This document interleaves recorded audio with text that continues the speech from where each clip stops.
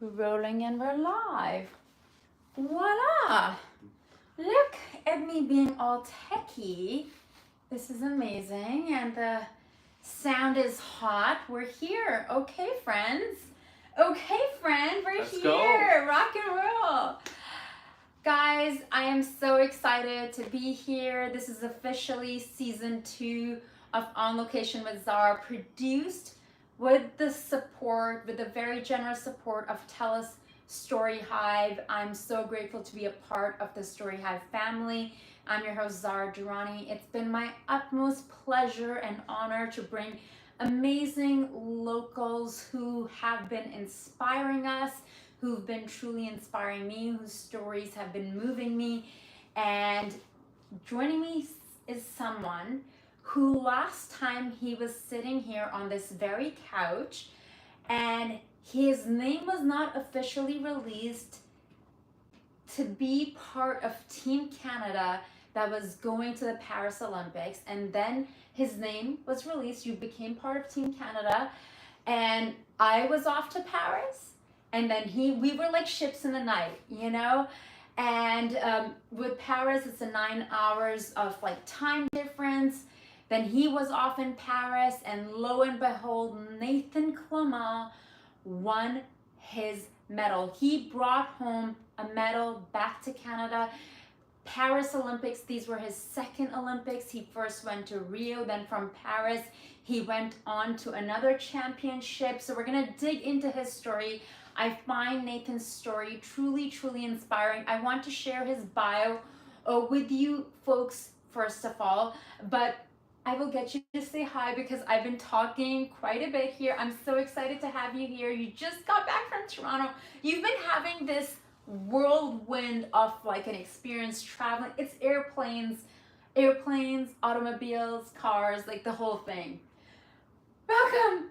Thank you, Zara, for having me. It's been a whirlwind, but as you know too, when you went to the games to experience and check it out, it's one of those experiences and moments that's going to live with you forever. And I'm so grateful to be in the position I'm in now where a lot's going on, but it's important to give back. It's important to take that time just to celebrate not just your accomplishments as athletes, but also the greater sporting community in Canada.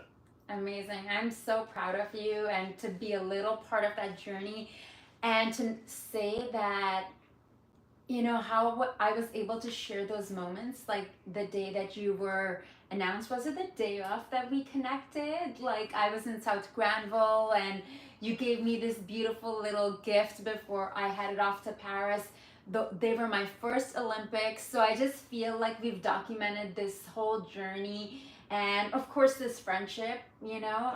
Like your story truly inspires me, and we did this interview before Nathan took off, before he flew off to Paris. So we did the interview, and it's kind of funny. We were recording, then we had technical issues, and the interview was remarkable. Then we did it all over again. And you were so patient. So Nathan is fresh off winning a Paralympic silver medal in Paris and his third world championship, on the verge of being, and he currently is already part of Team Canada that returned from Paris. Nathan has had a very unique journey. After suffering a stroke as a toddler, the odds were stacked against him to live a fulfilling and normal life.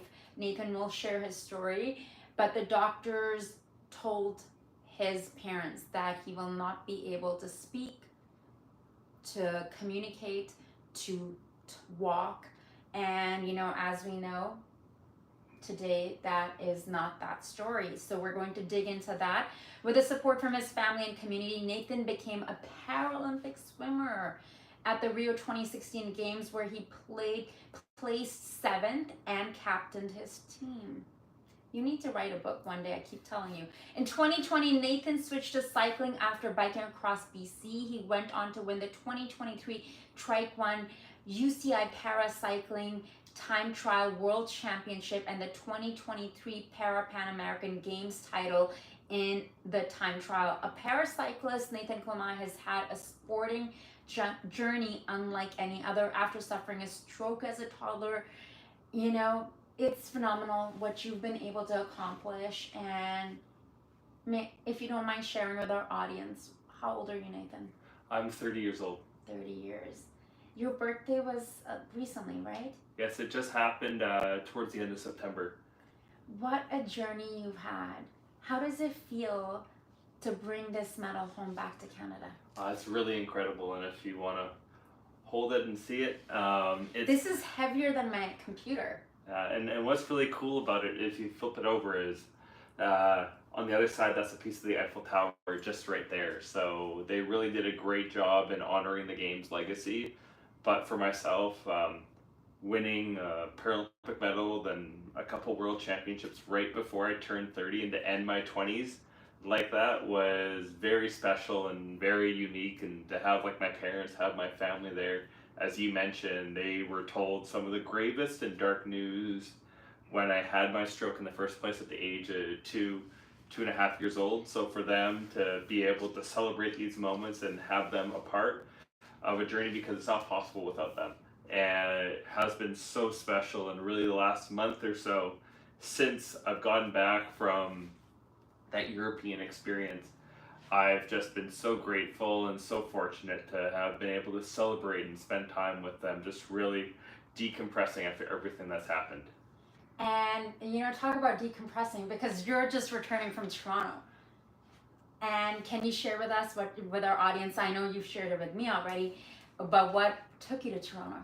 Yeah, so it's in Toronto for there's a foundation, an organization called Can Fund, that supports athletes, as obviously living in Canada, living in different parts of the world can be very difficult, and the cost of sport, the team fees, and just the equipment, especially the adaptive equipment you need in parasport, can be very, very expensive, and a lot of athletes can't even afford to pay some of their team fees. So Can Fund came in to support a lot of athletes. So they held a gold, silver, and bronze event where they honored all the medalists at the Paris Games.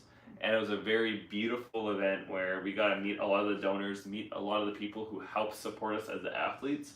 So it was very special. And then while I was there, I got to connect with friends in the media and really get to know them, and really get to explore and try different opportunities over in Toronto, a city I don't get to go to that much. But it was very, very cool and special, and a privilege that Can Fund was able to bring me out and bring over a lot of other athletes. So it was very, very special. That's amazing. I was following along the journey on your social media. It looked really incredible. And like you said, having just turned 30 and bringing this medal home, and then the championship, and a lot of this, something that we've touched base on and talked about earlier, is the mental and the physical aspect. And then, especially when you've had the odds stacked against you.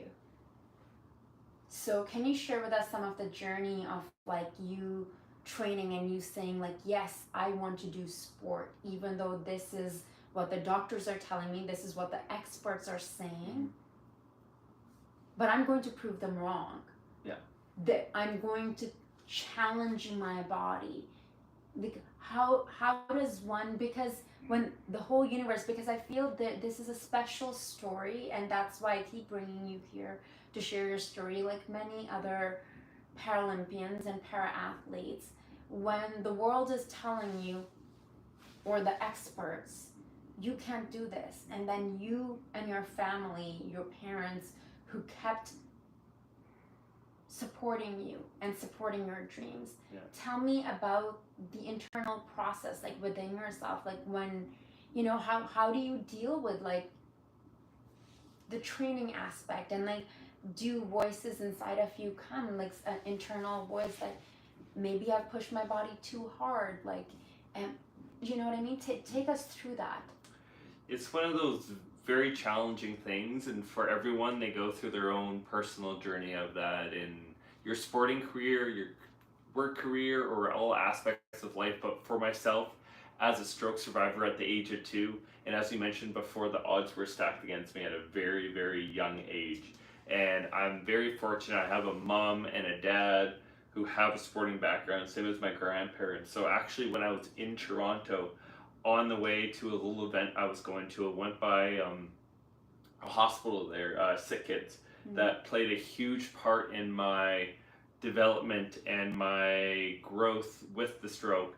So going by there was almost a full circle event, but it's so easy. And I remember going back to those days when I was that insecure kid, when I was shy, when I was nervous about trying to integrate into friend groups in different situations because I saw I was different, but I didn't really understand fully what was going on with my body or why my left arm, my left leg, my face is this way. And it took me years till eventually watching my brother play soccer and hockey, I wanted to try sport. And as I first got onto that team, I remember with that team, there was a couple players that would go on to play in the NHL. So at the age of 9 and 10 years old, like I was already going up against some of the best athletes in my age group that you could in my little community of West Vancouver and the North Shore. So for me, it was could have been very scary. It could have been one of those situations where I try and then I fail and then I just move on. And I remember after that first practice, our coach pulled my mom and my dad and myself aside, and we thought we were going to have that conversation of, hey, it was great you showed up. Hey, it was great to have you on the team, but we don't think this is going to work out for you. But instead, that coach pulled me aside and pulled my parents aside and said, hey, Nathan did a great job today. I want him to work on this and that. And that kind of little bit of confidence, that little bit of belief in that coach really helped propel me in my sporting career. And with that, I learned very early on I was never going to be the most talented, the most skilled, the fastest, the strongest, but there's one thing I could be, and that was the hardest worker day in and day out. And from that young age, I really realized, and with the support of family, with the support of people around me, they taught me that I can do pretty well anything I put my mind to, but it's going to take a lot of work. It's going to take a lot of no's, and you're going to have your failures, you're going to have your losses, but you just need to keep on trying. You need to have that tenacity. And you kind of mentioned a lot of para athletes and Paralympians, but this is for all Olympic or Paralympic sport too. A lot of us have a giant chip on our shoulder, where it's almost those situations where we're told no, that almost excites us more because we want to prove people wrong. We want to prove the doubters. We want to prove the people that don't believe in us wrong in those situations. So it's really putting your head down, doing the work in, but also taking that satisfaction, taking that pride in no matter what you do, you're putting everything you can on the line. And if it doesn't work out, it doesn't work out, but you know at the end of the day you did everything you could. That is truly inspiring and very moving. And you know, I was imagining, and I'm sure you wondered that what would have your life looked like or been like had you taken one of those instances as a kid of being like, you know what, maybe I'm too different, or this is obviously that's not the way life is. But what if your parents said, you know, but if you had chosen to not go in this direction, do you ever wonder about that? What you're obviously that's not reality, but you know, I'm sure you must have a lot of kids with disabilities or parents reaching out to you, or perhaps bringing their kids to meet you. Yeah. Do you ever wonder that had you not stayed on this path, and you know you've the captain, you nothing has been easy, nothing's been handed to you. You really had to, you know, put in the physical, but also the mental and the emotional. Like you've been tested. Yeah, and that's something that in my journey, but so many others too, where you're kind of battle hardened at such a young age that you know and you learn that it's going to be harder to quit than it is to keep on going. And that is the kind of mentality I've been given. And of course, there's times where I've been in situations and I really struggled with my mental health when I was younger, especially as a teenager. And there's so many situations where I really could have just gave up on like sporting goals or gave up on other aspects with like schooling or other things. And even with my schooling, I dropped out of school and I was on academic probation for a while. I kept on university.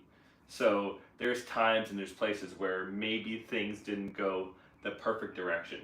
And in all of our lives, we go through transitions, we go through changes, and we go through different developments. And for me, sometimes those hard days, sometimes those situations where maybe I failed, is an important part of the journey. And giving up in those moments is actually going to hurt you more.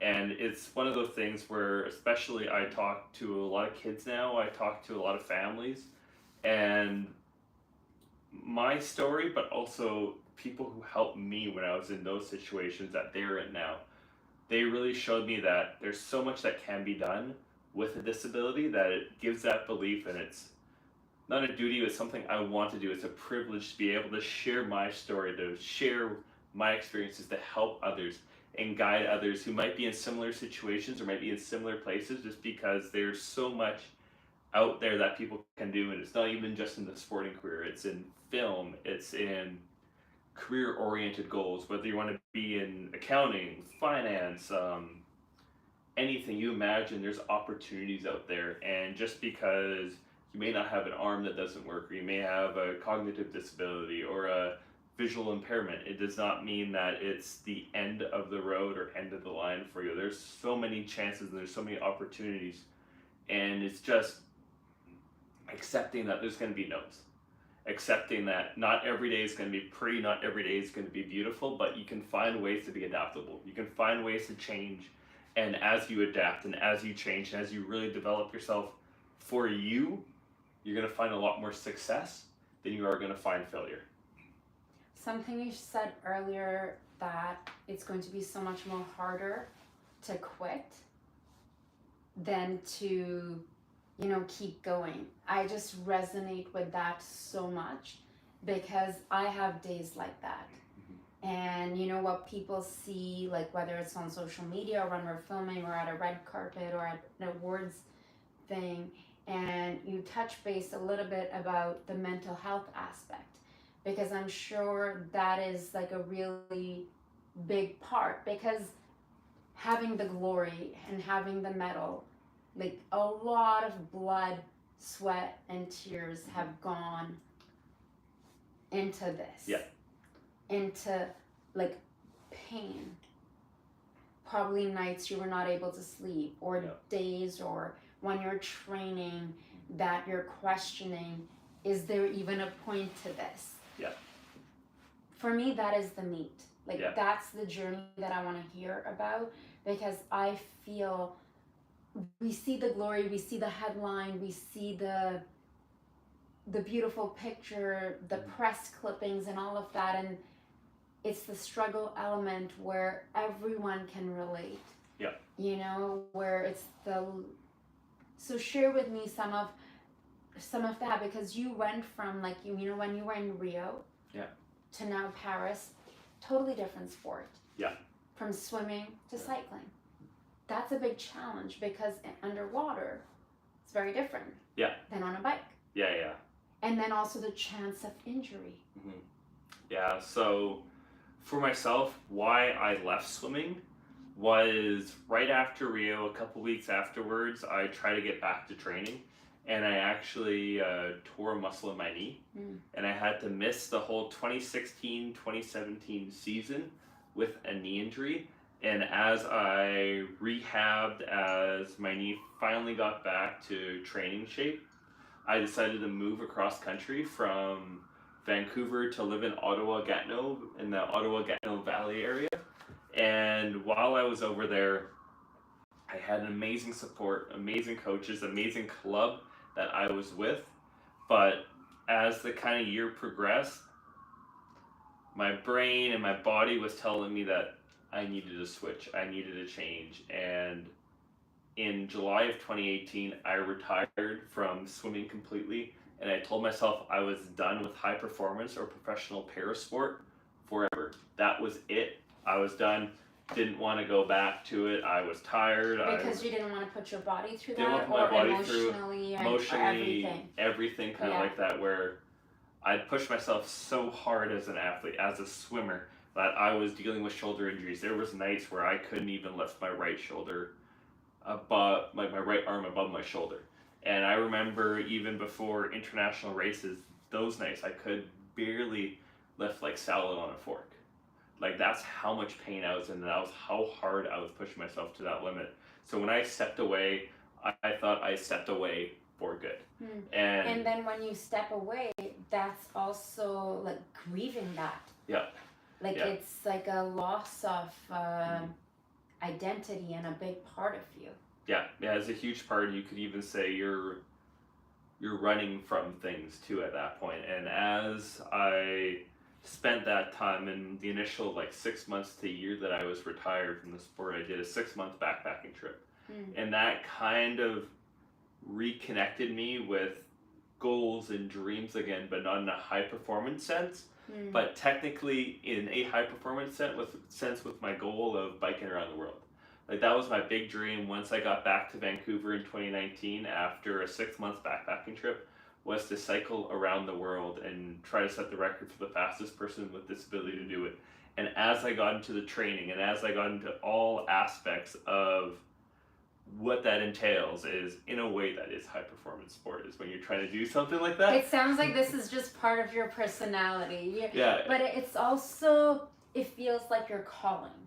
I feel like whenever we speak, I've had the opportunity to interview you a few times, and whenever we speak, I do hear a lot of passion that is selfless, wanting to educate people, wanting to empower, wanting to inspire, especially other kids, or perhaps inspire them to get into sport, and talking about how much it helps with your confidence, your mental health, and your self-esteem. Because movement, especially living in Vancouver, I have a gorgeous view, but it's, winter time, it gets really, really dark. I guess we can see on the live stream a little bit of the window there. And it's so fascinating that how, for me, when I move my body, when I push myself beyond my so-called limits, like through a class or whatnot, afterwards I literally feel this natural high that makes me go like, wow, I just need to go to class all the time. But then I forget. Like, movement has so much power, but of course doing it at your level is another. So how do you take care of yourself? Like, we'll dive into the Paris story and like how, all the whole Olympic journey as well. But I want to talk a little bit about the self-care aspect of, you're traveling around the world, you're biking, you've had these injuries, you're going to these world championships like Pan Am and like Switzerland. You're going all over. Yeah. You're pushing your body to its limits. Yeah. How are you taking care of yourself in between? That's one of the biggest, what that looks like. Yeah, that's one of the biggest things, is I'm still learning so much about my disability and so much about what goes into my everyday recovery. So especially when I was a swimmer and I was going through a lot of those shoulder injuries and a lot of the other injuries I mentioned earlier, we really learned that less than more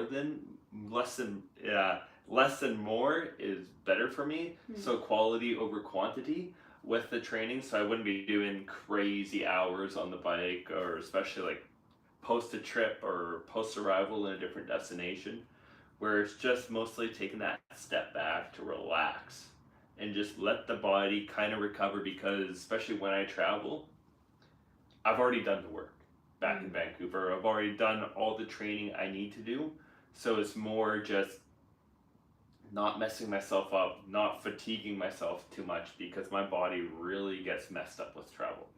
And it really becomes a problem with the spasticity I get in my arm and in my leg. It can be a bit of a problem, bit of a nightmare for me if I don't rest and recover. So one of the big things is really making sure that I'm able to get a good quality sleep the first night. I arrive and just slowly build into my competition or build into my training that I need to do over there.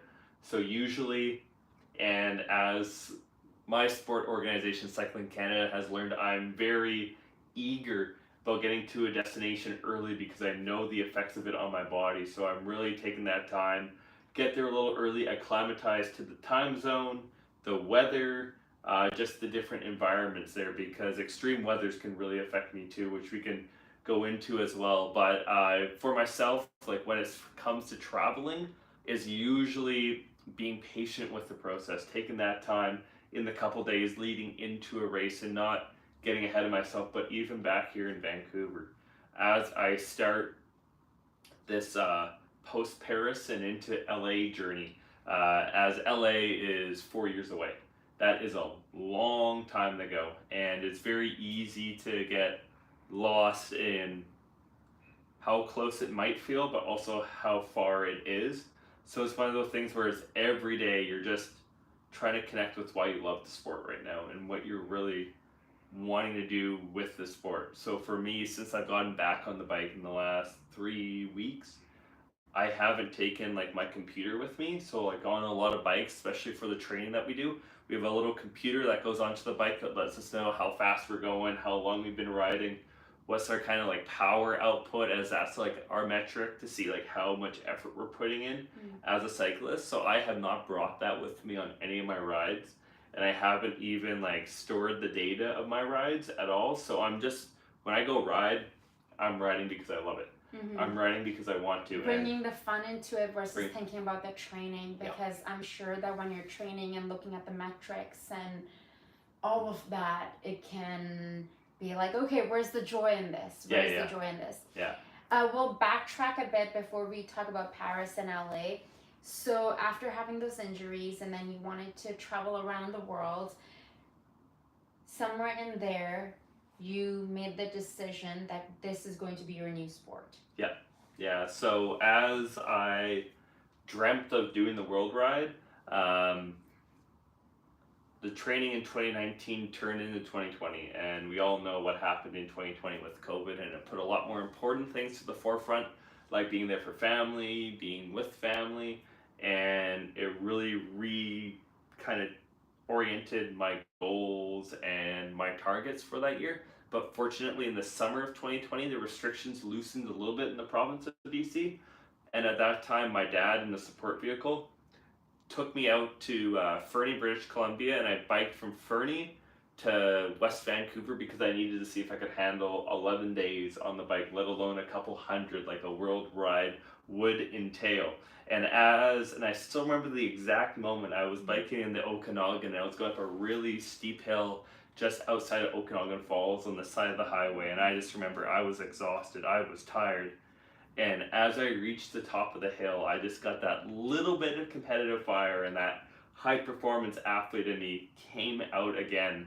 And at that point, I realized that, okay, I might want to race again, I might want to compete again. Only 2 years, not even 2 years after, I told myself I'm never doing high performance or professional parasport again. But with that mindset and with that target, I really had to talk to myself and sit back and be like, okay, if I'm doing this again, how do I balance? How do I take care of that mental health? And how do I take care of that self-care? Because that's something that I struggled with. And as we talked about with shoulder injuries and other aspects of my journey, there was a lot of hiccups I experienced along the way. So I talked to my parents, talked to my friends, and just really sat down and tried to come up with a plan where I would respect my body. And after talking to them, I reached out to the national team, I reached out to the program, and started with development and early training. But right away, not even a year into my cycling journey, I had tore muscle in my right hip, and I could barely put any weight or any pressure on it for about 6 weeks. And finally, after I healed, and just because how my body works, as I'm very asymmetrical, there's a lot of pressure and weight that goes onto my right side on the everyday side of things. And when my right side isn't functioning, my left side has to take over. And because my left side's weaker, because I don't have that strength or that durability like my right side does, when my left side gets overburdened, when it gets overtired, it causes problems. So as I healed from my right hip injury, I tore a muscle in my left hip, in my left ankle, sorry. And it took me months to fully get back on the bike. So within my first year, I had already missed 3-4 months of training just because of injuries. And it got to the point where I nearly retired because I had to relearn how to walk. I had to relearn how to have a proper walking gait, which is not something you want to do. Is not the treatment, not the training. Because every step I took, I would get a spastic kind of jolt through my body that would cause my left leg to shoot up in the air. Wow. And that was every single step, so I could barely get anywhere with my ankle. And it was one of those moments that I really had to take that step back and ask myself, is this good for my health? And I'm very lucky I had my mom, I had my dad, I also had my coach and some friends and teammates who encouraged me just to keep going. It encouraged me just to find a way through this, and I'm so grateful, I'm so lucky I did, because a couple months later I made my first national team. I got to win my first international cycling medal at a World Cup event in Quebec City, and then a World Championship medal in Baie-Comeau just 2 weeks after that. So I'm so fortunate I had the right people in my support network in those moments and in that time that kind of sat me down, helped me come up with a plan just to find that recovery and find that balance again. And from there in 2022 into Paris, I am so fortunate. I had a lot of good health. There was like the odd moment here or there, the odd incident here and there, but to be blessed with good health leading into a games is something that I hold on to so dearly. And then I feel very fortunate to have had this connection before the games, during and after. And you know, talking a little bit about injury, a month and a half ago, I really badly sprained my right ankle. I couldn't even walk around the block, and I did some cryotherapy, which really helped me, which I'm very grateful for. But I can't imagine, especially, you know, the fact that if you're having injury on your right side and then left being that, how that would affect. And for me, that 1 week, not being able to walk properly, not being able to walk my dog Loki, and having to ask my neighbors for stuff, it affected me emotionally so much. Something that we take so for granted, something that I take so much for granted, the fact that I can just pick up and walk. Even today, like, I can't walk properly in heels, and I have some massage balls that I need to, like, before you came over, I'm like, you know, going against the wall and you know, rubbing up against the wall with the massage ball, because I have to, like, release my IT band and all of that. So I can't imagine, you know, because it's the whole mind-body connection. And then talk about representing your country, like yourself, your family, and then all these things. But I guess the will that you've been given inside of you, the fire that burns inside of you, is so much more stronger than all of this. So I want to talk about Paris. Because I'm very stoked about talking about Paris. That's how we connected. We connected thanks to the French consulate here in Vancouver, who I'm very, very grateful for. They connected us. Like, they pretty much gave me a list of athletes, and you were the one who responded, like, right away on Instagram. And I was like, hey, I know, I think it was like weeks before, right? Like, it was literally weeks before the Olympics. What a story. And I think I decided 10 days before that I was going to go to Paris and weeks before, I was like humming and hawing. Like the French consulate had sent me a list that I was going to interview athletes and para athletes regardless of me going. And then all of a sudden this happened, and I was like, wait a second. And you were very responsive, which I really appreciated. You came here, you were very generous with your time. I found you to be so well spoken, poised, grounded, but also so inspiring. I remember the first time we did the interview, first time around, I couldn't help but be moved. Like, I was really trying to not cry on camera because your story just moved me so much. And I felt so supported by you, Nathan, like going to Paris and Olympics, and how it was such a last minute decision.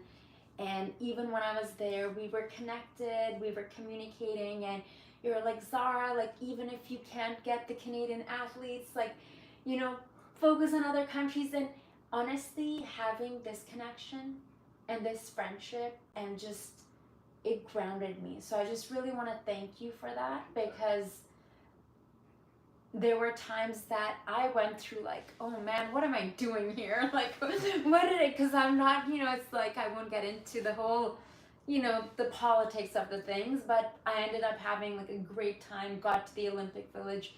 Yeah, we interviewed many athletes, and I had the opportunity to have the chocolate muffin and eating the food that the athletes are eating, and going on the bike around the Olympic Village. I honestly, if I could freeze that day in history and my time, like I would, and I would go back and play, because like the kid inside of me was like perma smile. Like you can't, like when I see the videos and my photos of then, but for me, you were a huge part of my journey, because you're like, Zara, keep going. Like, keep asking, keep trying, because we were communicating over WhatsApp. Yeah.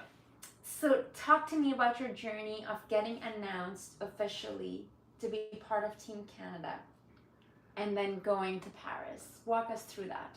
It was pretty crazy, and even just going back to your Olympic story for a second, I remember the day I came in here was, I think, the day that you found out you were actually going to Paris, and you found out you had like 10 days to like figure everything out, and it was cool just to connect with you in like a time like that and I guess I can say this part now, but I wasn't sure if we could talk about it, so I didn't bring it up. Like during the interview, you were asking like all these questions about Paris, and I was having to give the non-descriptive answers, as it wasn't public yet, and it was actually going to be announced in a couple of days that I was going to Paris. And I guess I didn't tell you before the interview that I would actually be going, so I was giving like all the boring like political answers. And there was a photo here of like, which is like sitting over there with the Eiffel Tower, and I'm like, well, you're gonna go because the Eiffel Tower is like right here. It is part of your story. You have to go to Paris. And then so it's one of those things where like trying to find like the political non like answers of like, yeah, I'm going, then like finally as like the cameras cut, I told you that I was going, and just your reaction of like of me like holding that in for that long was pretty funny. But from those days like leading into the selection of going to the team was very special, because we talked about the injuries, we talked about the journey from ending my career as a swimmer and then becoming a cyclist, and it was so unique and just something that obviously when you go to Paris as an athlete, you have goals, you have expectations. Especially for myself going into the games, I wanted to be a medalist. That was my target, that was what I was expected to do. So going into there, I had a job, I had a mission in mind, but also I had that perspective and that realization that this is a once in a lifetime opportunity for me. I found my way back to sport, I found my way back to a Paralympics, and just take it in, enjoy it, and just really appreciate this opportunity, because you never know if it's going to happen again. And as the days in July led into August and led into eventually September, and eventually that race day on September 4th, it was one of those things where it was just such a beautiful journey from, as we mentioned, the French consulate connected us. Hmm. A couple days after I did the interview with you, there was the opening cauldron lighting for the Olympic Games, and getting to be down there at Jack Pool Plaza and have my mom and dad there and get to meet a bunch of other Olympians, and it was so special. And for my parents, knowing that we're about to do this again, we're about to go to another games and about to experience everything, was kind of like one of those cool, like, little send off moments of, all right, let's take this in, let's enjoy it, and let's be really appreciative. And really, from, as I said, July into August and eventually into September, it was a roller coaster. There was Mm. highs, but there was also lows. And one of the big things I told myself was, imagine if you were the 12-year-old or 15-year-old version of yourself right now. What would they say about being in this situation? How would they feel about being in this moment where you're going to a games with a shot at a medal, with a chance at living a dream, living something you dreamt of when you were 9 years old, when you were 10 years old, when you were 12, when you were 15 years old? They would be over the moon. So don't stress, just enjoy it, just appreciate it and take it in. And it was one of those things that definitely, in the moments, there were seconds and there were days where it's like, oh no, oh no, oh no, but I just kept trying to remind myself of that teenager, that kid me. I feel emotional for you. Because I know that feeling, Yeah. like, for myself, because we can be so in the moment and like forget how far we've come. Yeah. Right? Like, Mhm. Yeah, and yeah, it's so easy to get lost in, what have I done now? yeah. What have I done here and what have I done now? And even if throw it back to you for a second, about that day we met, did you have any idea, like, all that Paris stuff you were gonna do was gonna happen, like with the Olympics or anything that you went down there? And obviously, you've told me a little bit more behind the scenes of what happened with your Olympic experience, but just seeing your videos and seeing the content you created, all the people from different countries you get to meet, and all the different events you got to go to, is something that's hard work and is a celebration. As someone who works in media, and I've seen, like, how tough of a business it can be, and just to get there in getting those moments is something so special. So, like, when you look back at the Olympics, is there anything that you take the most pride in from that time you were over in Paris? Not taking no for an answer. Like, there were moments like I felt defeated for sure. And having the connection with you, and also there's something special about the Olympic spirit. And you kept seeing stories of athletes like popping up, some stuff that was like, sensationalized. Like Iman Khalif, for example, who was receiving a lot of hate on social media. And I decided to start supporting Iman. And for me, like, having been born in Pakistan, not in this country, and like no one in my family is in media or film or television, or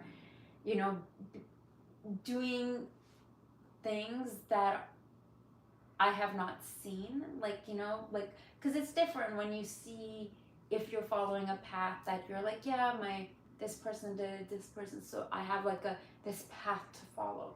But when you're the first one creating the path, and you just have to look within.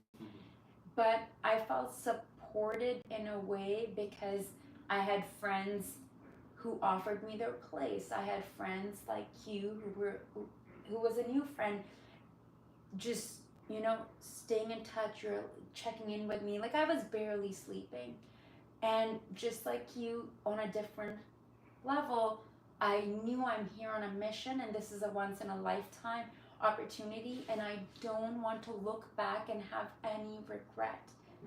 I would rather be tired, exhausted, all those things, and I can sleep once I'm in Vancouver, but I don't want to leave any stone left unturned.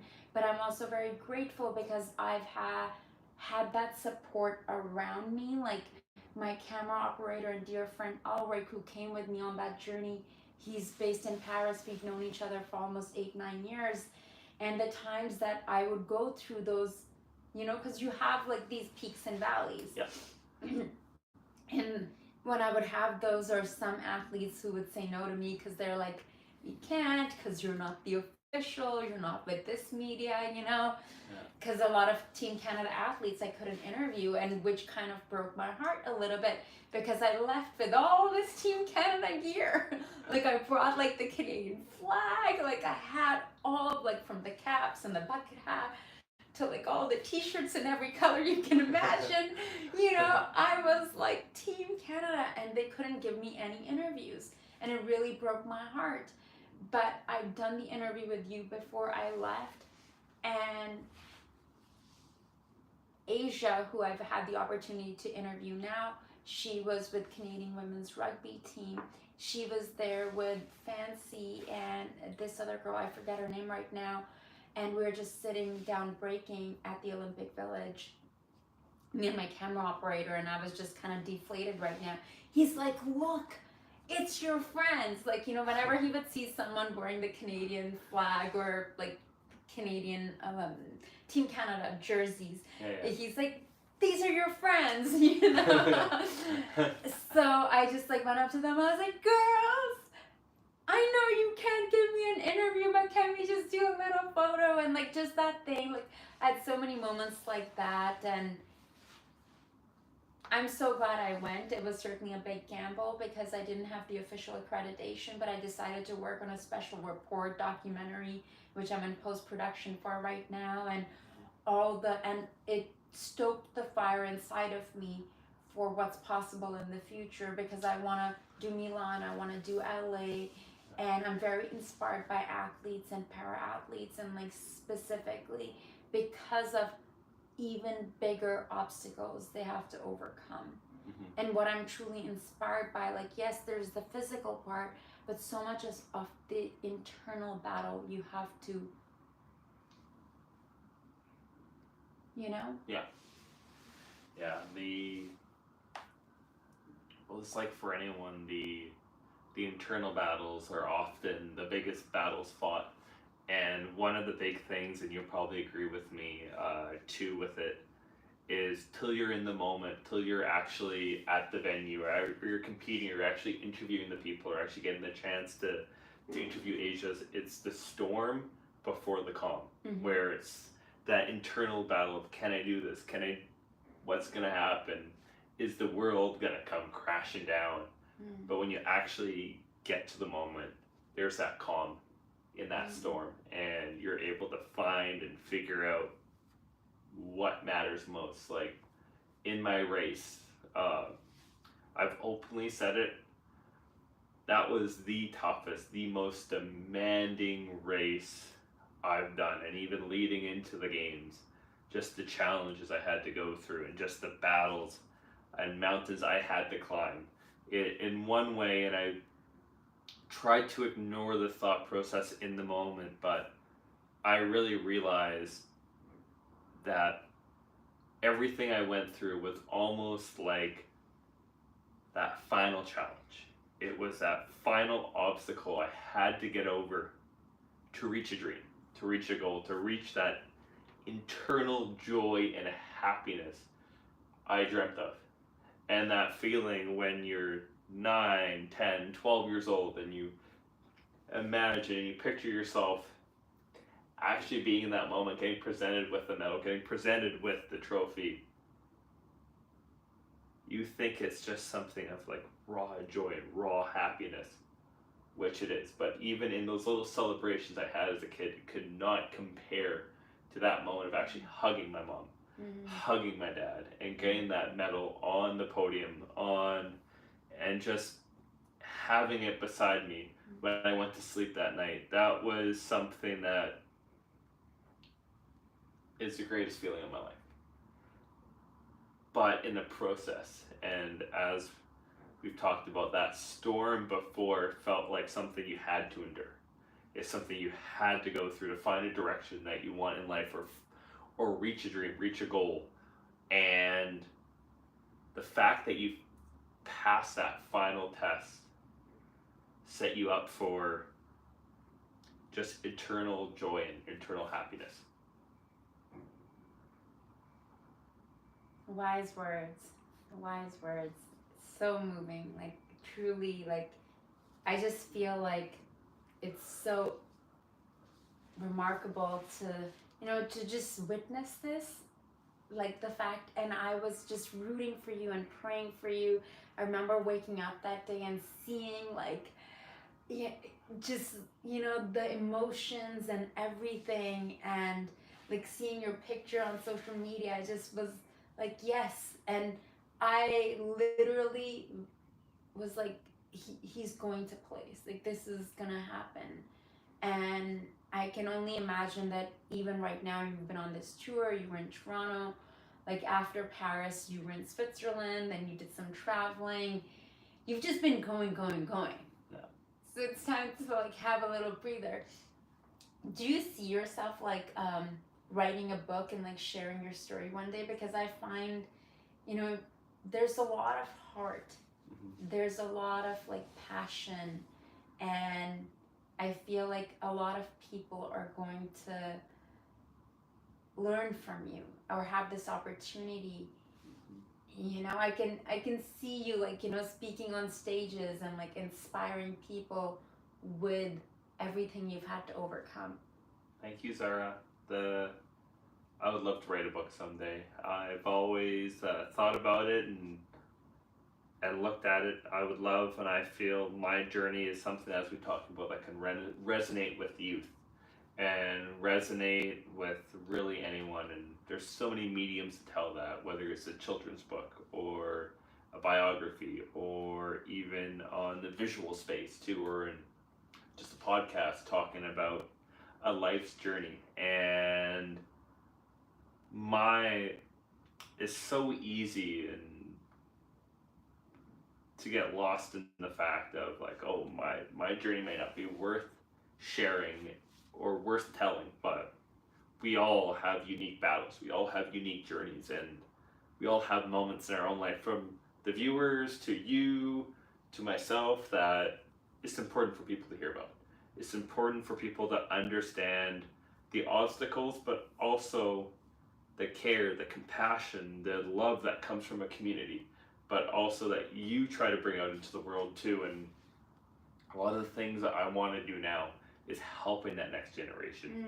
Is helping kids similar to me or different from me, or just anyone in general find their happiness, find their joy, find their passion, and whatever medium that can be, whether it's a book, for adults, for kids, for anyone, is really going to be something I think can help others because it's helped me. I literally see you on like a TED stage or other stages just sharing your story, because it's so remarkable. And to be such a young person and have this calm voice, and because it's like you're sitting here now, but it's like we had this conversation like in summertime, like in July. Yeah. Right? Like, and I feel like I've seen this evolution, but you're like the same person, and amazing things are happening for you, and they're going to continue happening for you. Yeah. And you're very grounded. I feel like you have a clear idea of your mission and your purpose, Thank you. Would you say that is correct? I hope. Yeah. I really hope. I still have that internal fire as an athlete that, as I've learned the hard way, I don't think it's ever going to be taken out of me, even if I tell myself, no, I don't want to do that. I don't want to be in like competitive high performance sport again. But before you know it, I found my way back into here, and it's just putting that effort, putting that determination, putting that fire and fight into aspects that matter in my life. And it's probably the same for you too, where you have that drive, that desire to push yourself beyond your limits. And just because I'm very lucky I have that Paralympic medal with me, but that does not stop there. Just because I reached the childhood dream, I reached the childhood goal, and my life dream, my life goal, does not mean everything's over. I have work to do. I have things I want to accomplish on the bike as an athlete, but also in aspects outside of the bike too. Mm. And Are that's you? Do you care to share any of them right now? Anything that you're working on at the moment? I'm more than happy to share. One of the big things, and you kind of, I know for you too, is now that you're in the sporting world, I want to cover Olympics. I want to cover Paralympics as well. I still have that athletic dream. Yeah. So prioritizing the winter games right now and focusing on hopefully being an athlete in the summer is kind of my priority. But outside of that, I really want to get into sport governance and sport development, really helping make parasport more affordable, making equipment more adaptable, and bringing that out into more communities. So right now, really trying to work with different partners, work with brands, and even work with teams in getting me one, more race opportunities for myself, more competition opportunities, but also in doing that, really working on the grassroots, really working on the visibility, really working on the representation, because it's one of those things where I have lofty dreams, I have lofty goals of teams I want to be with, hopefully, and races I want to go to. But at the end of the day, sport, like anything, is a money-driven business. And I've really realized is how can I really help promote parasport? How can I be an ambassador for a team? How can I be a great face that can help change? And I know there's so many other athletes that look at it that way, and I'm someone who back in the day originally never wanted to be in front of a camera and didn't want to be put in situations where I would be that lead, where I would be that person. But I understand to help others, I have to push myself out there. And it's just that exposure, it's the opportunities of speaking at events and just traveling as much as I can for different sport opportunities, so I can learn, I can grow what works in different places, but also bringing that back here to Canada, bring that back to Vancouver, bring that back to BC, and really expanding it. So a lot of kids, a lot of people who just suffered an injury can get out in sports, whether it's cycling, wheelchair rugby, wheelchair basketball, para ice hockey, aka what was known as sledge hockey, and just there's so many opportunities in the sports world that people can do. And I've gotten to know some amazing people just from my travels and from my experiences that are already doing great work, are already really laying foundations and just kind of hoping to help in any small way I can and just grow and build and really make sport more accessible for people with disabilities. And in doing that, you can really help change disability rights and really help bring a more inclusive society to everyone. And it's through many different aspects. My avenue is sport, but there's so many other parts that can play a huge hand in other aspects of everyday life. I love that, and I can see you stepping into that. And I'm so glad you mentioned, the winter sports, Milan, because that's a year away. It's like around the corner, and you got to plan for it now. Yeah. And I can see you being there as a journalist, Hopefully. covering it as a sports journalist. Like, Hopefully. why not? We will manifest that together. Hopefully, yeah. Yeah, we'll be in Milan together. Like, I Hopefully. already asked a friend to stay. I have like 2 places to stay in Milan, so Okay. I'm like, okay, let's go. Now I just need warm clothes. I need like winter clothes, Yeah. like proper clothes. Yeah. Something that we were talking about a bit earlier. I'd like to touch base on that before we let you go for the day. And I think I gotta pick up Loki as well, my little fur baby, one of my fur babies. But I would love to ask you, like you touched based on this earlier, and that's what got me really emotional. You were saying, how your 9-year, 10-year-old self would feel. So if you could go back in time and talk to that 10-year-old boy, what would you say to him? You're gonna get me to cry. I would say, and I would talk about everything's gonna be okay. Everything's gonna work out. But just because I'm telling you that doesn't mean the work stops.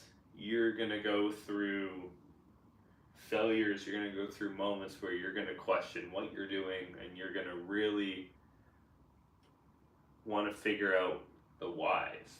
But be resilient, put the heart into it, and just be yourself and just enjoy the journey, because there's so many lows, but there's also so many highs. And because of those lows, it makes the highs feel incredible. They make the highs feel like the best things in the world, because they are.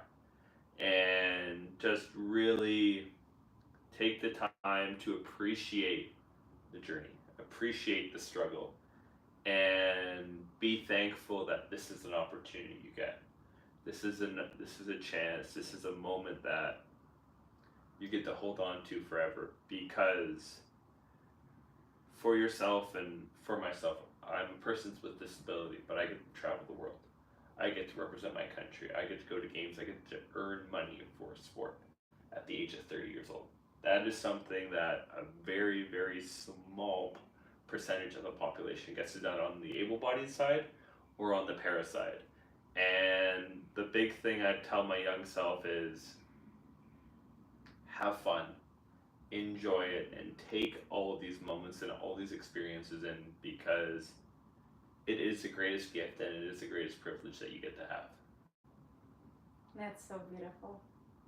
Thank you. Thank you.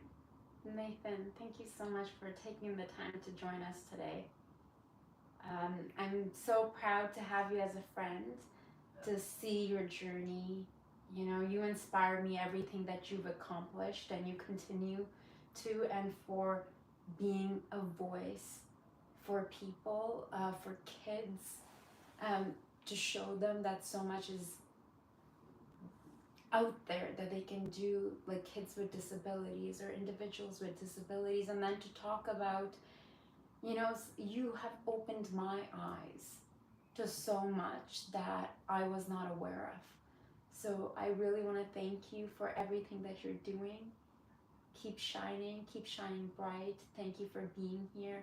Is there something that we missed during this conversation that you would like to share with our audience? Not really. No, I really appreciate your time and getting to speak, but also get to know you over the last couple months, and get to get a small piece of your journey, just because you've accomplished a lot and you're doing a lot too in the media space. And I guess if there's one thing we haven't talked about, is the chocolate muffins. But yes, oh, but they are really good muffins. Okay. Now you're making me hungry. Okay, let's talk about the muffins. Okay. I'm gonna say something controversial that you, just from what you just said, you're probably not gonna agree with me. Oh, okay. I think the chocolate muffins were way overrated. Like, there was better food in the village than the chocolate muffins, but I guess because of the Norwegian swimmer, they just became a big deal. I don't know about you, but I found them way too sweet, like way too rich. I really like the gooiness of Okay. them. Like, I enjoyed eating. I ate it on camera. I should probably upload and share that interview I did with this lovely swimmer who was representing Hong Kong, but he's American, but originally from Hong Kong, and he brought it over for me. And then it was certainly a moment. I guess because they don't really have muffins in Paris or in France, and you asked me about the muffins, like everyone was asking about the muffins. Yeah. I enjoyed the middle part of them because they get really gooey. Okay. But I did get a chance to have like burgers and French fries and Yeah. Eat like a lot of food. What else was there that you enjoyed? Oh man, there's a couple things, and sorry, I'm just gonna maybe No, please do. ramble for I a love minute. it. I'm here But for it. every single day they had a Michelin star chef come into the village. So at 12 o'clock and at 6:30, they would open up a station or a little stall for about an hour and a half. So all the athletes would come, and all the staff and everyone in the village would come, try a dish, try a platter that they brought out, and My stomach is like I want food now. I don't mind sharing the rumble too. No, but when you're talking about all of that, I'm just Yeah. imagining like this amazing cuisine.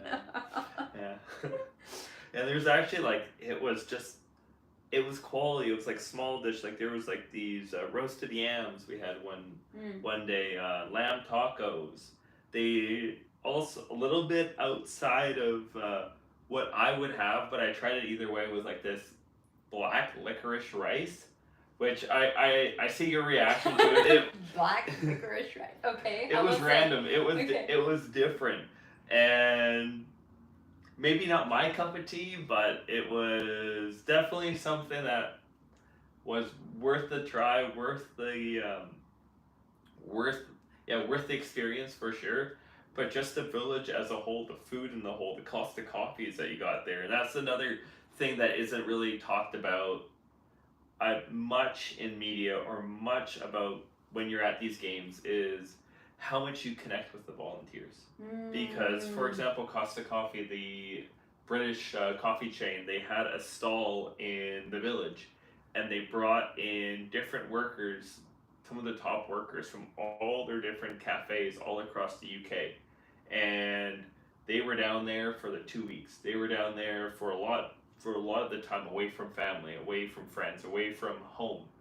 And just to have them down there, the joy, the happiness, just the excitement they had really helped uplift you. And even in kind of the Canada building, we had volunteers designated for each country. So Spain, for example, had volunteers. The US had volunteers. We had our own volunteers. And hearing their stories, hearing how they were also there at the Olympics too, and then they were there in the Paralympics, and they spent a month plus away from home. I heard It's that crazy. from people. And did you hear from French Consul General Nicolas? 50,000 volunteers. Yeah. 50.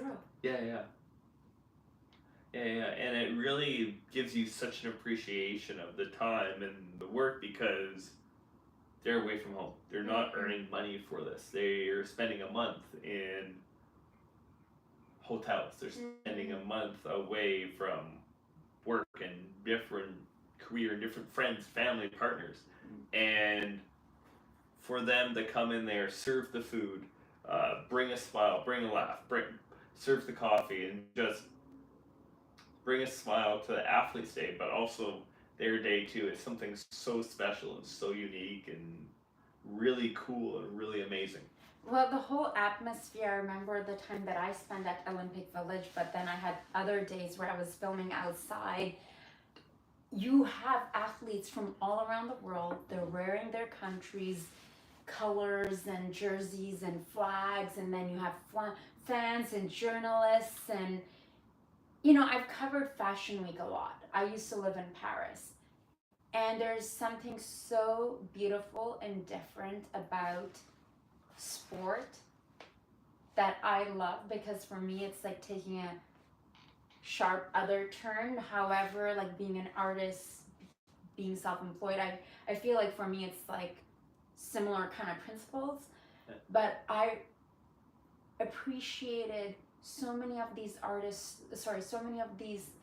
athletes' stories, and how there was one guy from Pakistan who won, whose village put money together to even send him to the games because he didn't have money to even come to Paris. Like, you hear so many stories like that.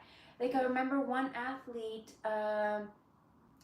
she got picked and she didn't have the equipment, so someone else from another country gave her the equipment. Like, I interviewed her.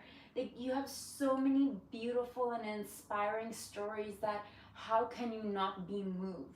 Yeah. That is what I loved. It's the spirit of the games, of bringing, what do the circles stand for? It's like bringing the world together, aiming for peace. You have people from different backgrounds, different languages, different religions, food, everything, and they're all there at the same place. And one country may not like the other, whatever, but on the playing field, you are the same. And to me, that is really beautiful as an outsider. it's the community. Yeah. It's the community that's created through events like that. As we talked about, the hardship that other countries have to go through too in the everyday life, but also there's so many people who need that fundraising to go to a games, need that fundraising to get equipment, get gear.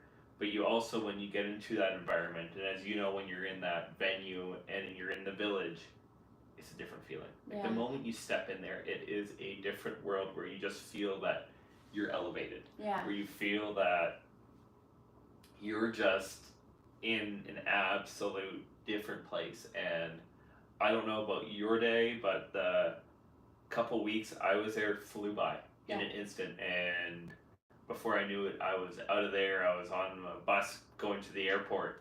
But it is just incredible, the experience, the people, the food there, and just how included you feel and how just welcome you feel. And something I haven't really talked about on camera yet was like even the closing ceremonies, being the Stade de France and doing that, and being able to dance like an idiot in the pouring rain in front of like 80,000 people is one of those things and experiences that you'll never forget. And because I got close to the crowds and I was interacting with the crowds at some point, you could see the joy, the experience, the fun that even locals were having. And as we know, Paris has a reputation, and as Parisians definitely have a reputation, but I felt the warmth, I felt the kindness from Paris, and I know so many other athletes did too. And it was, And I know they feel very close to Canada. Like, yeah, we know that. Like, yeah, I'm so proud of you. This is like what an iconic moment, what an experience, and then to bring home a medal. yeah. You know, to have all these dreams coming true. Like, what an experience. Like, before you turn 30, like, Yeah. you know, soak it up, like soak it up, and you know, continue to inspire people. You're inspiring everyone around you, including myself, and I know this is going to inspire even more and touch even more lives. Nathan, I truly appreciate you. Before our camera, I can tell like we're before that automatically stops. I want to make sure that you know we do our little closing. Thank you so much. I know we're gonna be doing this much more. I have a very strong feeling about that. Sooner than we think. Thank you so much. Thank you all for watching. Everyone, Nathan Clement, bravo. Imagine this crowd over there. Imagine this is like a live talk show. There's like a huge audience over there one day. One day. Yeah. Well, you got to be here on the pink couch again for the second time. Thank you so much for taking the time. Thank you for sharing your story, your journey with us, and taking us on this ride. Like, as you talk about Olympics in Paris, I know I can literally go for another hour. I literally truly can, because there's so many things about the Olympics to talk about. Yeah. But you know, the most important thing is you brought home the medal. There were no injuries. You got home safely. Yeah. And you're sitting here happy, healthy, joyous. Yeah. We're proud of you. Thank you all for watching, for tuning in. Nathan Clement will share his socials so you can follow Nathan. I'm your host, Zara Durrani. Until next time, you're watching On Location with Zara, produced with the support of Tell a Story Hive. Okay, we're gonna cut.